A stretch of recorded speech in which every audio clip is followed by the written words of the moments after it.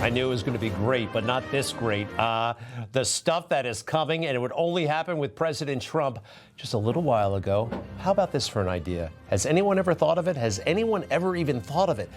Offering the entire federal workforce a buyout, right?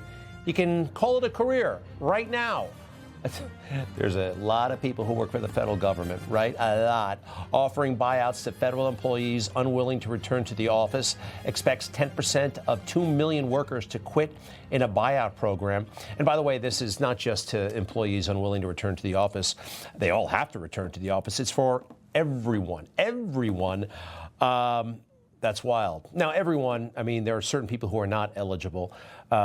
Members of the military, employees of the Postal Service aren't eligible. Positions related to immigration enforcement, national security, and other jobs excluded by agencies. But from the White House, American taxpayers pay for the salaries of federal government employees and therefore deserve employees working on their behalf who actually show up to work in our wonderful federal buildings, also paid for by taxpayers. If they don't want to work in the office and contribute to making America great again, then they are free to choose a different line of work, and the Trump administration will provide a very generous payout of 8 months. How about that one? Well, I think it's awesome, and there's a lot more to come. Actually, let's do that right now.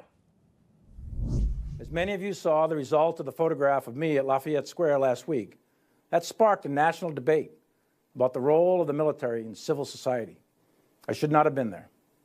My presence in that moment and in that environment created a perception of the military involved in domestic politics. Well, I was frustrated. It was really one of the only mistakes I think President Trump made in 2020. A couple of other personnel mistakes during his first term, but he needed to fire Milley. Remember, Milley apologized for this moment right here, for appearing with President Trump, for walking 20 feet behind him the day after they almost burned that church down.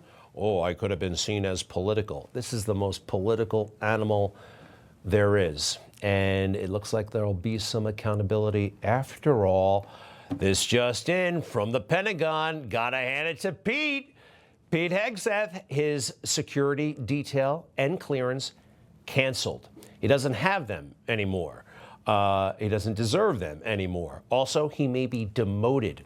It's possible he could be recalled, folks, to active duty and then face an investigation based on his actions to undermine the chain of command. And man, were they apparent back then, and the evidence is still there. For instance, this little matter regarding January 6th. I can't believe that he actually got away with this. Well, he's not getting away with it. All right, he's the chief military advisor to the president. It's January 6th. He's at the Pentagon. He expects the president to call him. That's how it works in his head, in his corrupt head. Yeah, you're the commander-in-chief. You got an assault going on the capital of the United States of America. And there's nothing. No call, nothing, zero. No call, nothing? I mean, don't you want to check in with me? After all, I have 4 stars. You're advising the president. People go, you know, the AG didn't call him, Pence didn't call him. All of these guys, I think, colluded in basically a soft coup attempt. They were in on January 6th, my opinion. And other things that should come up when they bring him back to active duty or they conduct this investigation, whether he's on active duty or not. How he spent his time when he was chairman of the Joint Chiefs of Staff. This is when Biden's president, and just, a matter of 8 weeks before we lose in Afghanistan. I want to understand white rage, and I'm white, and I want to understand it. Ooh, didn't that feel good? I'm white, after all, and I want to understand all these MAGA people who went crazy on January 6th, and I'm white. That's called virtue signaling. It's also called a waste of time. He wants to know about white rage? Go home to the garage and yell and scream and get back to work. Plan the Afghanistan situation. We lost Afghanistan because this guy was genuflecting at the altar of woke. It's not an exaggeration. That's why the Pentagon was completely and utterly distracted trying to fulfill the fantasies of the Biden administration. It is insane. But there just may be some justice for General Milley coming. He's already getting a taste of it. All right, next, please. I find this to be one of the most horrific images imaginable. A drag queen hanging around a child in a public school who's actually being paid by the government to be there. This is happening in local jurisdictions all over the country, including right here in New York City. And complaining about it, well, you could be charged with a hate crime. The Trump administration has formally come out against all of this nonsense, all of this gender insanity. In an executive action today, across the country today, medical professionals are maiming and sterilizing a growing number of impressionable children under the radical and false claim that adults can change a child's sex through a series of irreversible medical interventions. This dangerous trend will be a stain on our nation's history, and it must end.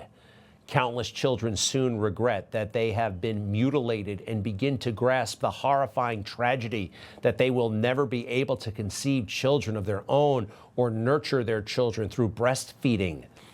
It is the policy of the United States that it will not fund, sponsor, promote, assist, or support the so-called transition of a child from one sex to another, and it will rigorously enforce all laws that prohibit or limit these destructive and life-altering procedures.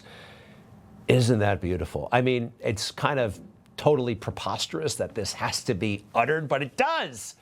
After 4 years of a president who had the most unholy fixation on children and transgender stuff. I said last year, especially to our younger transgender Americans, I'll always have your back as your president so you can be yourself and reach your God-given potential. It went on like that all over the place. Always have your back. This president has the back of transgender children. That's not what we have a president for. Stay the hell out of it. We also didn't have a president for this, right? Some sort of, you want to have a festival like this, move up to Greenwich Village and knock yourself out, Joe. But you did this on federal time. You, the so-called First Lady, it's depraved. And who knows how many lives you really altered. The school shootings and other mass murders that happened at the hands of people with, let's say, gender confusion. We had an explosion of it, an explosion during the Biden years, because this stuff was, well, encouraged. It was seen as, now I know some of this stuff predates Biden, but the culture, the left-leaning culture, thought this stuff was, well, it's ugly and it's wrong.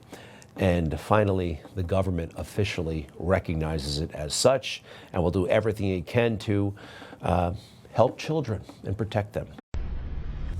Information. Truth is freedom. Is Newsmax. It's real news for real people.